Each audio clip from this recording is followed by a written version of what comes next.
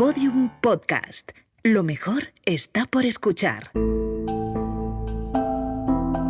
Hoy vamos a empezar con un experimento. Os voy a describir un mueble contenedor, uno de los más útiles y populares de la historia del diseño. Nació en 1968, es decir, es pop, alegre, colorista y de plástico. Bueno, hoy de plástico reciclado. Sirve para guardarlo casi todo. A ver si averiguamos quién lo hizo y a ver si averiguamos también por qué no lo recordamos nunca. En La Grande hemos escuchado a diseñadoras como Patricia Urquiola, Lola Castelló o Ima Bermúdez. Pero, durante mucho tiempo, las mujeres que dedicaron su vida al diseño no parecieron dejar huella en él. Hoy vamos a hablar del misterio de su desaparición. También vamos a tratar de encontrarlas. Soy Ana Chuza Balbeascoa. Esto es La Grande. Bienvenidos. La Grande, un podcast de Valencia, capital mundial del diseño 2022 y Podium Podcast, 6º episodio. ¿Dónde estaban las mujeres diseñadoras? Hay un mueble que es como un cuadro. Apenas ocupa espacio. Mide poco más de 1 metro. Es más alto que ancho. Y aunque tiene la medida de una mesa, se cuelga de la pared. Es de color rojo, o verde, o amarillo canario. Sus bordes son redondeados y está lleno de bolsillos rígidos, hechos del mismo plástico reciclado que forma parte del cuadro. Algunos de esos bolsillos son grandes, para guardar, herramientas, por ejemplo. Otros son alargados para saber dónde están las tijeras. En los horizontales se pueden guardar libretas. Y en los más pequeños, clavos o una cinta métrica para saber siempre dónde encontrarla. Es un mueble que organiza. Y también es una escultura pop. Es algo parecido a una mesa ordenada puesta en vertical, colgada de la pared. Y es tan útil que se llama utensilo, como un silo para los utensilios. No hace falta decir que es el complemento perfecto para tener la mesa, la cocina o el baño despejados. Parece poco y es mucho. Está tan bien pensado que todo el mundo lo conoce. ¿O no? Vamos a preguntar a nuestros expertos. Hola, Nacho Lavernia. ¿Tú conoces un contenedor que es casi plano y se cuelga de la pared? Lo produce Vitra y tiene varios bolsillos rígidos del mismo material. Los bolsillos, blanco, rojo. Sí, lo tengo en casa. ¿Lo tienes en casa? ¿Sabes cómo se llama? Sí. Se llama utensilo. Utensilo. ¿Y sabes quién lo diseñó? Utensilo. Sí lo sabía. Y sí lo sabía. ¿Ingo Maurer? No. Dorothy Becker.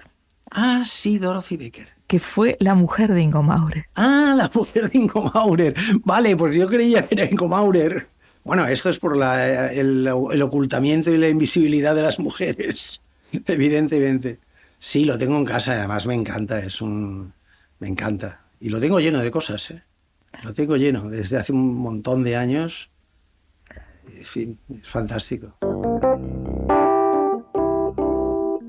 Utensilo es un sistema de almacenamiento para usar en la pared. Hoy, 52 años después de que Becker lo diseñara, lo vende la empresa Vitra. Pero durante 30 años, esta diseñadora alemana vivió exclusivamente de este diseño. Fue el único mueble que comercializaba la empresa creada por la propia Becker y llamada Uten. El utensilo no puede ser más práctico. Nació para solventar una necesidad: ordenar fácil y rápidamente. Esa fue una característica extensible a casi todo el diseño femenino ideado en el siglo XX. Esa y la invisibilidad. Casi nadie conocía a las diseñadoras. Nacho Lavernia es un diseñador industrial concienzudo. Más allá de ser un experto en embalaje, tiene la historia del diseño en la cabeza. Y el contenedor utensilo, ya lo ha dicho, en casa. Sin embargo, ya habéis visto, no sabía que estaba hecho por una mujer. Y encima se lo ha atribuido a su marido. Vamos a probar con una diseñadora, otra amiga de La Grande. Estamos con Ima Bermúdez. ¿Tú conoces el un diseño que lo vende Vitra, que se llama Utensilo, que es como una especie de contenedor y está lleno, seguro que lo has visto alguna vez. Sí, el de la pared. El de la que pared. Se cuelgas, claro, lo Sí. conozco. ¿Sabes quién lo hizo? ¿Qué crees que lo hizo, una mujer o un hombre? No, una mujer, por la pregunta. Dorothy Becker. Seguro que si te digo el nombre de su marido, que también era diseñador, te suena un poco más. Un poco más, ¿no? Como siempre. Ingo a la sombra. Maurer. Guau, claro. Es que es lo que ha pasado. Hemos estado ahí a la sombra. Pero bueno, ya estamos ahí peleando y sobresaliendo.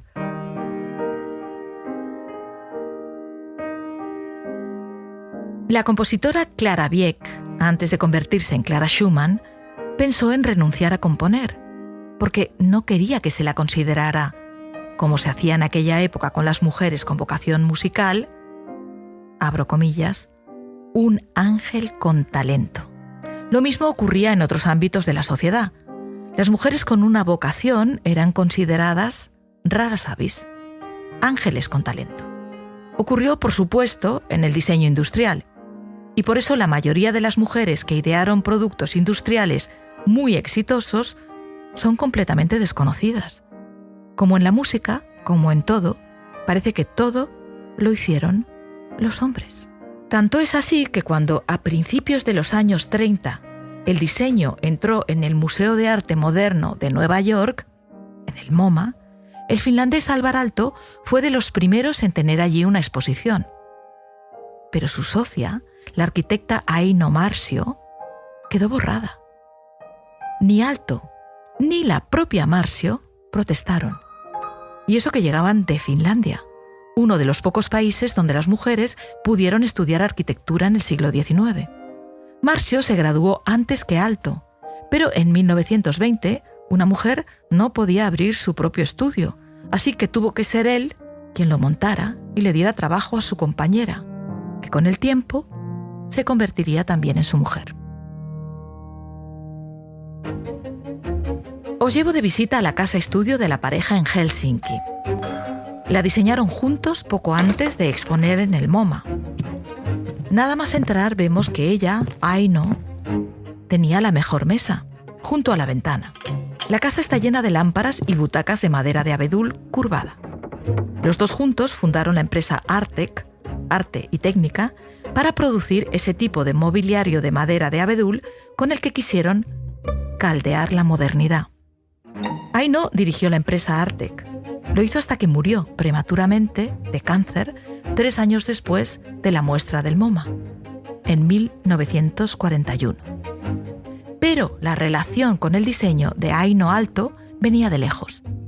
Antes de que Alvar se interesara por lo pequeño, fue ella la que consiguió el segundo puesto en un concurso convocado por la empresa cristalera que hoy se llama Ítala. Era un concurso para idear una vajilla funcional y decorativa. ¿Cómo lo hizo? Se inspiró en el círculo perfecto, el que se forma cuando lanzamos una piedra sobre el agua. Esos círculos concéntricos dibujan platos de tacto y aspecto artesanal, que sin embargo son de factura industrial.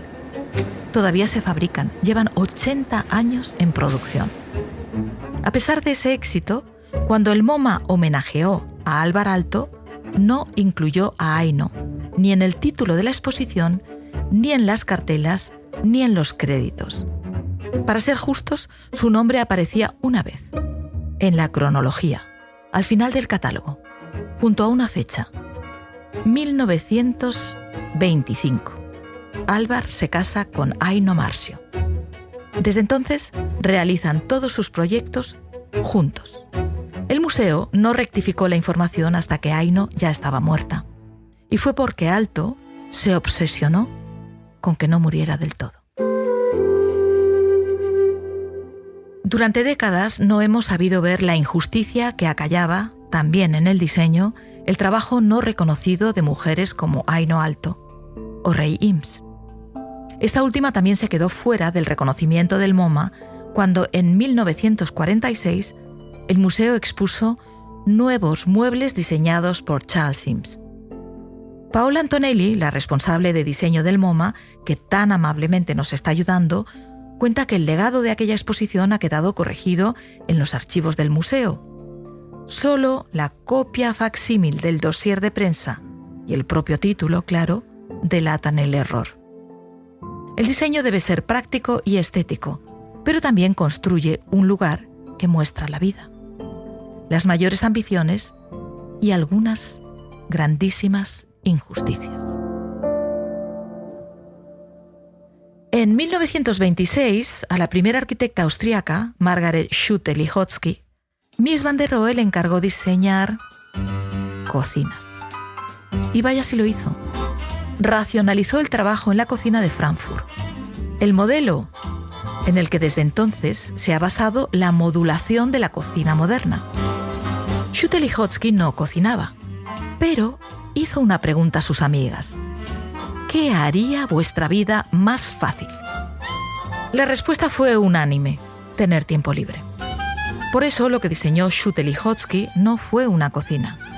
Fue un método para organizar las labores de cortado, lavado, cocción o almacenaje sin perder espacio ni desperdiciar tiempo.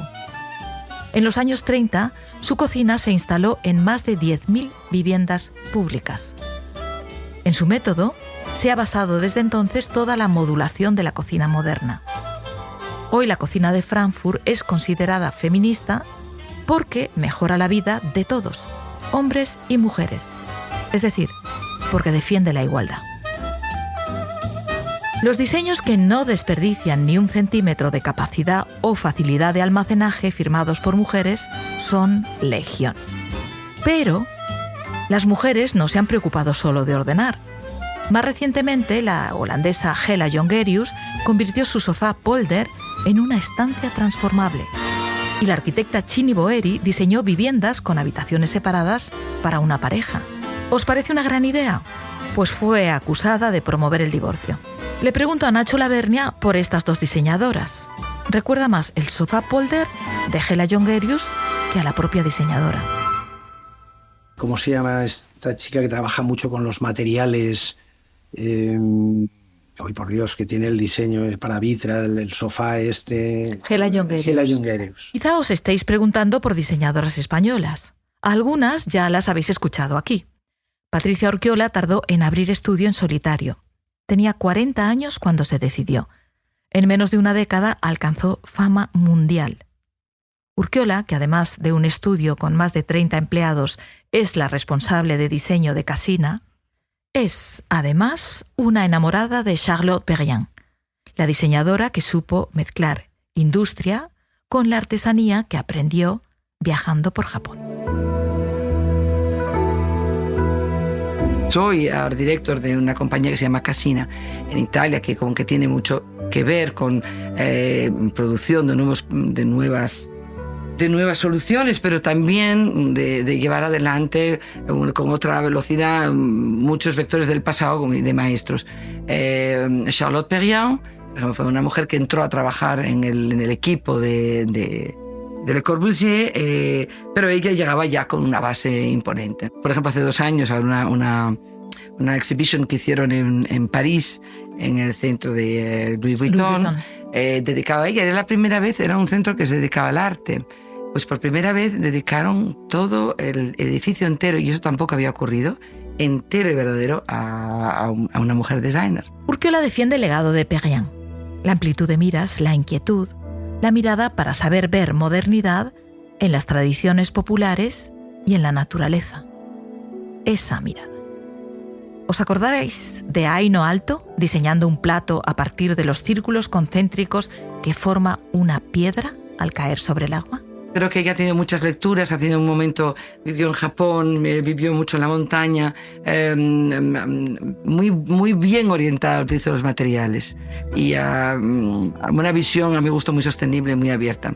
O sea, creo que ha sido una persona, una mujer que nos ha, no solamente a mí, pero a todo el equipo nos ayuda mucho a profundizar, ¿no? When I started at the Design Museum, Dejan Sajic, el que fuera director del Design Museum de Londres, cuenta que cuando empezó a dirigirlo, ya habían mostrado el trabajo de Eileen Gray, la famosa arquitecta y diseñadora irlandesa, pero necesitaban mostrar el trabajo de otras mujeres. Por eso él adquirió una silla de Lina Bobardi, una arquitecta italiana que se mudó a Brasil. Y montaron también una exposición sobre Charlotte Perriand, la brillante arquitecta que cometió el error de trabajar con demasiados hombres famosos. Eso dice Zajic, que también celebra el trabajo de una diseñadora viva, Hela Jongerius. Pero Jongerius no solo refrescó el color, lo reinventó. Hoy es asesora de color de Vitra. Cada tanto renueva los tonos de las sillas clásicas, como las de los Sims, para que los diseños más admirados se mantengan siempre vivos.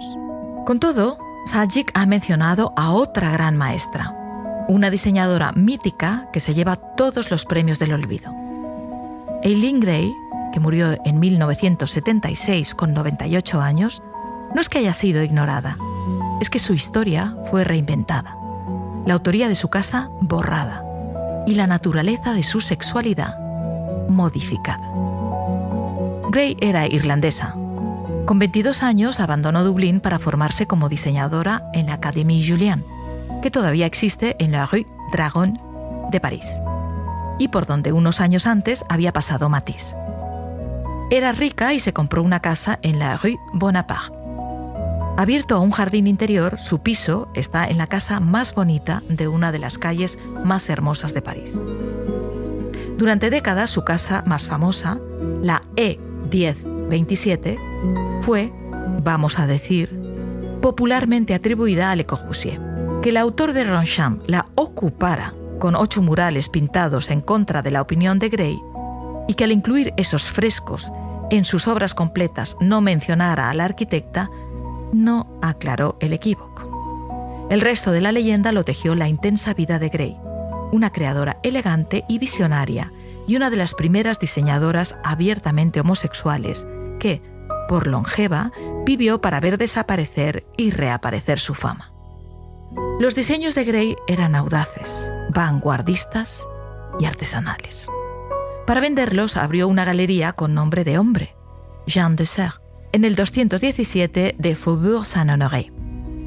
Allí acudían a comprar buena parte de sus distinguidas amigas, Gertrude Stein, Elsie de Wolfe o Sylvia Bleach, la dueña de la librería Shakespeare & Co. Pero salgamos de París y vámonos al sur de Francia. La casa E1027 de Gray mira al Mediterráneo desde la ladera sembrada de pinos de Roquebrune y nació como un acto de unión entre dos personas en un lugar apartado de todo. El nombre de la casa responde a esa unión. E1027 es un acrónimo que encierra 4 iniciales. La E es fácil, identifica a Eileen. El 10 es el puesto que ocupa en el alfabeto la inicial del otro habitante, Jean Badovici, un periodista formado como arquitecto que creyó en ella.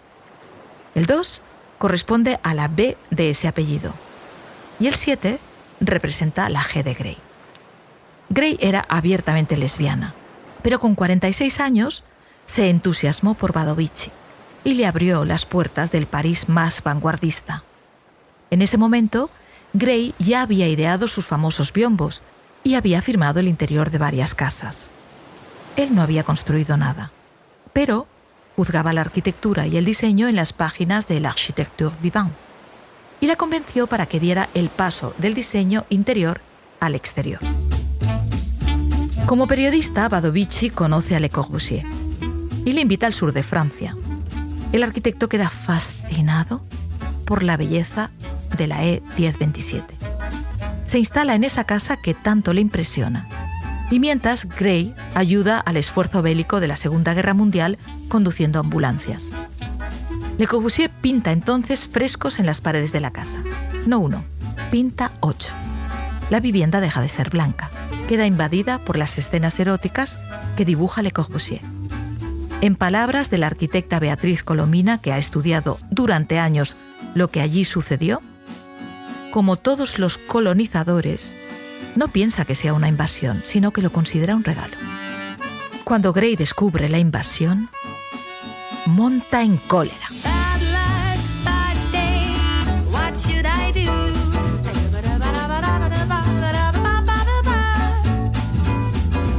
Entre los diseños de Grey, el sillón Vivendum, inspirado en el muñeco de Michelin, todavía está en producción.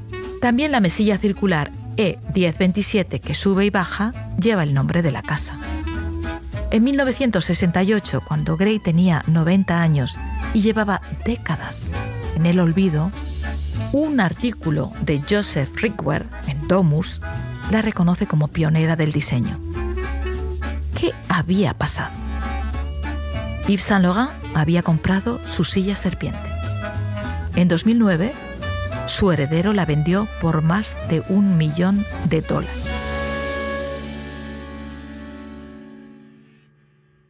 La subasta consiguió, además de mucho dinero, subrayar el papel de Grey en la historia del diseño. Pero, ¿qué ocurre hoy con las mujeres y el diseño? Para Bermúdez, que tiene 46 años, la fregona, de la que ya hablamos en nuestro primer episodio, es un diseño feminista. Hubiera sido mejor que el objetivo fuera que las tareas domésticas fueran compartidas entre hombres y mujeres, pero ahí, claro, estaba la pobre, estábamos en otra época y eso era demasiado revelador.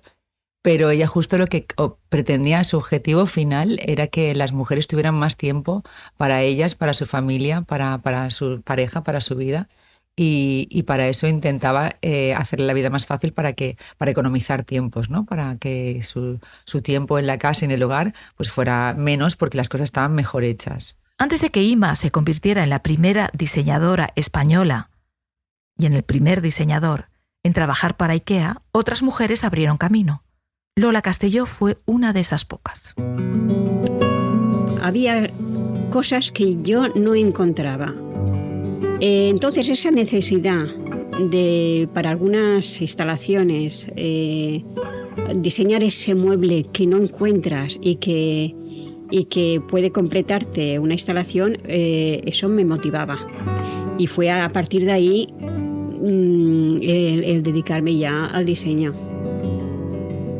Los pioneros, Miguel Milá o André Ricard, hablan de ese diseño con todo por hacer, que por eso resulta tantas veces autobiográfico. Fue también el caso de Castelló.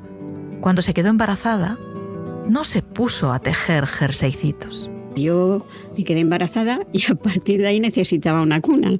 Y qué mejor que diseñar la cuna. Y la diseñamos cuando la cuna dejaba de usarse ya para un niño pequeño, se quedaba en la habitación, ya no como cuna, sino como sofá. Lola tiende a hablar en plural porque casi toda su vida ha trabajado en equipo. Primero con grupos como NUC y luego con el que fuera su marido, otro grande del diseño español, Vicent Martínez. Castelló tiene claro que su diseño ha sido biográfico, casero.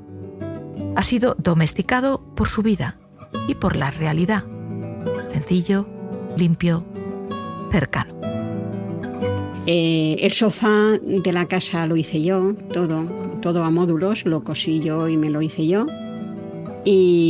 Pero era un tipo de sofá de estos que iba sobre una moqueta, porque estoy hablando de los años 70. En los años 70, aunque estábamos en Valencia, con el clima que hay aquí, se ponían moquetas.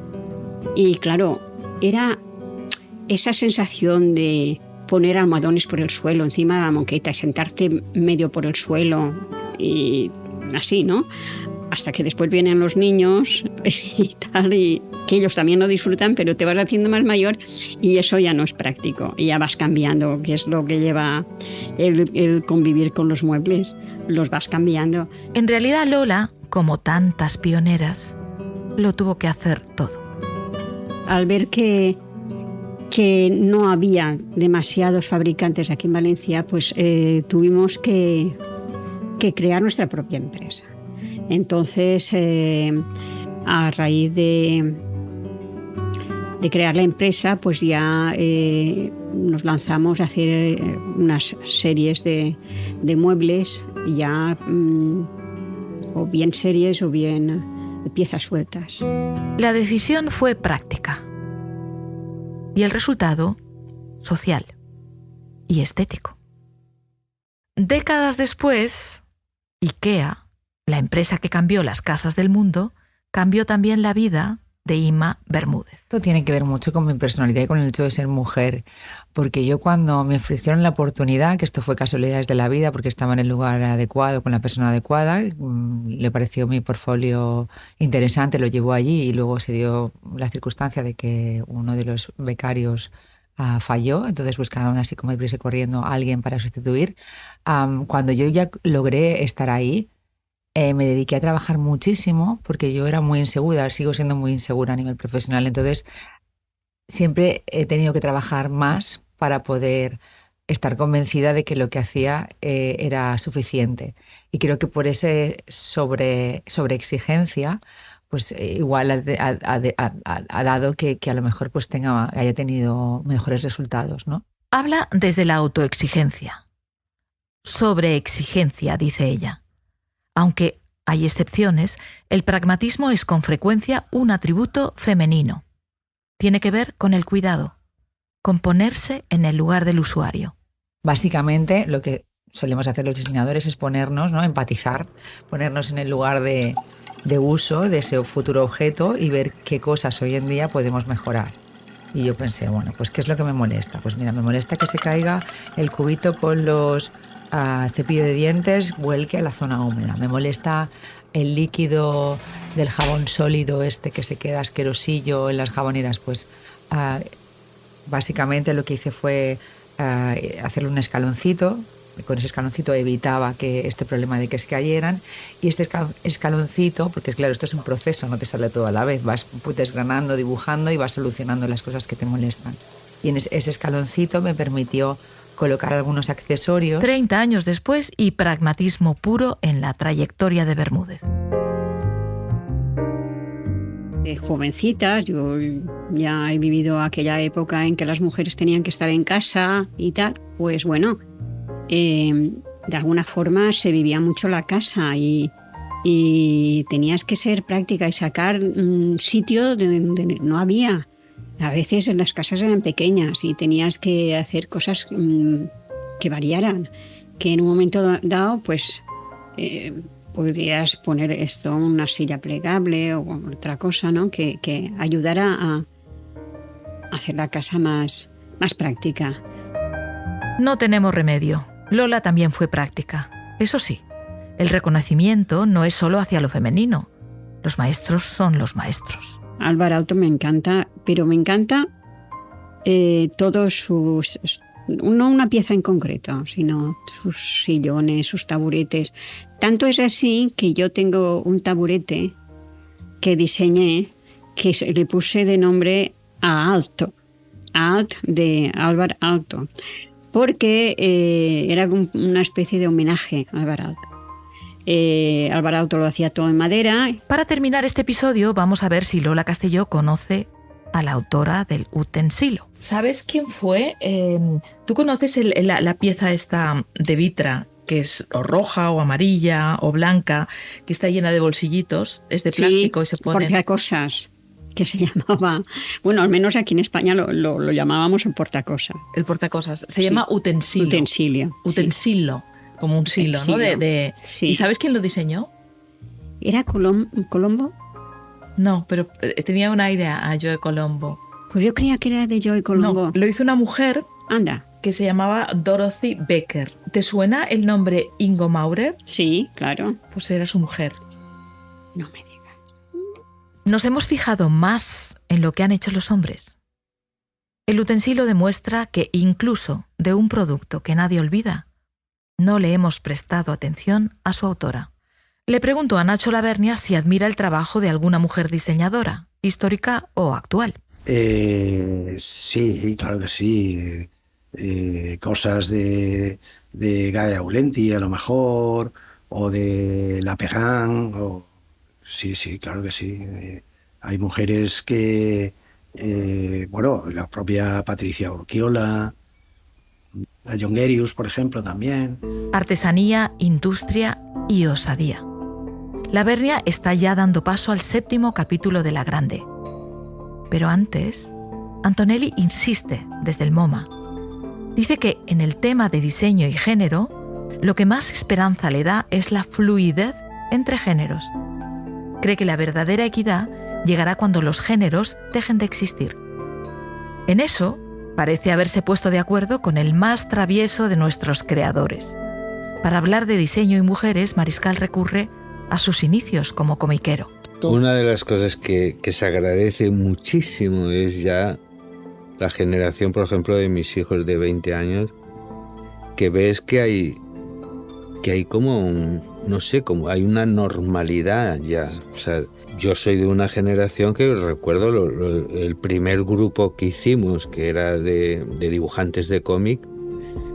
Oye, ¿y por qué no dibujáis vosotras, las novias? ¿Y por qué no? ¿Dónde podía haber chicas que dibujen cómics? Y no encontramos a ninguna. Y ellas decían, no, a mí esto es cosa vuestra, a mí no me interesa nada. Por lo que fuera. En cambio, pues hoy en día ese tipo de cosas ya no es tan evidente. También es que no sé. Yo me he tenido que reciclar mucho. Yo recuerdo la primera novia de verdad que me puso los cuernos, no veas, o sea, me tuve que reciclar mucho. Reciclémonos. Y reciclemos también la historia del diseño. Como sucedió con la gran historia, también la del diseño es una crónica de exclusión. No solo de las autoras, también de los creadores no occidentales. Una historia feminista, es decir, igualitaria, pondría lo que ha sido considerado menor, incluso marginal, en perspectiva. Reconsideraría valores y otras prioridades y ampliaría el potencial, los logros y la ambición del diseño. Soy Anachu Zabalbeascoa. Esto es La Grande. Gracias por escuchar. La Grande, un podcast de Valencia, capital mundial del diseño 2022, producido por Podium Podcast. Escrito y narrado por Anachu Zabalbeascoa. Dirección Eugenio Viñas. Editora jefa Ana Rivera. Diseño sonoro Dani Gutiérrez. Música original Telmo Rodríguez. Diseño gráfico Aarón Feli y Agencia Player. Producción ejecutiva Lourdes Moreno Cazalla y María Jesús Espinosa de los Monteros.